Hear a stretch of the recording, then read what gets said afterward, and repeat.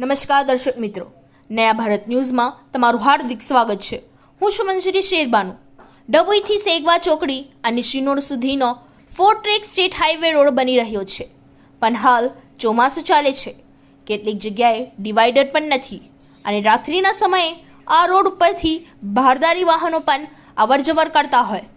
માત્ર રેતી ભરેલી થેલીઓ દૂર દૂર સુધી મૂકેલી હોવાને કારણે વાહનો રોડની નીચે ઉતરી પડતાના બનાવો બનતા હોય। ત્યારે આરએનડી વિભાગ તંત્રના અધિકારીઓ શું આ રોડનું સુપરવાઇઝન કરે છે કે કેમ? આ રોડની વચ્ચે કોઈપણ પ્રકારના લાલ કપડાની સેફટી મૂકવામાં આવેલી નથી અને રેડિયમ લગાવવામાં આવી નથી, જેના કારણે વાહનો રોડની નીચે ઉતરી જવાના બનાવો બનતા હોય છે। વાહન ચાલકો હેરાન પરેશાન થઈ જતા હોય। કોન્ટ્રાક્ટરની બેદરકારીના કારણે કોઈ મોટી દુર્ઘટના ન બને અને નિર્દોષ લોકો ભોગ ન બને તેવી તકેદારી રાખવા વાહન ચાલકોની માંગ ઉઠવા પામી છે। કેટલાક મોટા વાહનો ડેડિયાપાડા થઈ મહારાષ્ટ્ર પહોંચે છે। રોજના હજારો વાહનો અહીંથી પસાર થતા હોય છતાં પણ શું રેડિયમ લગાવવામાં આવ્યું નથી? લાલ પીળું માત્ર રેતી ભરેલી દેવામાં આવી છે। રાત્રિ દરમિયાન અહીંથી પસાર થતા વાહનો, જેના કારણે અકસ્માતો થઈ રહ્યા છે।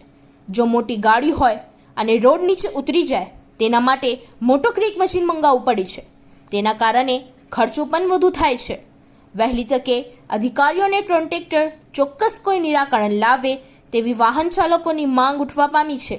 Bureau report Lalabhai Bhatiyara.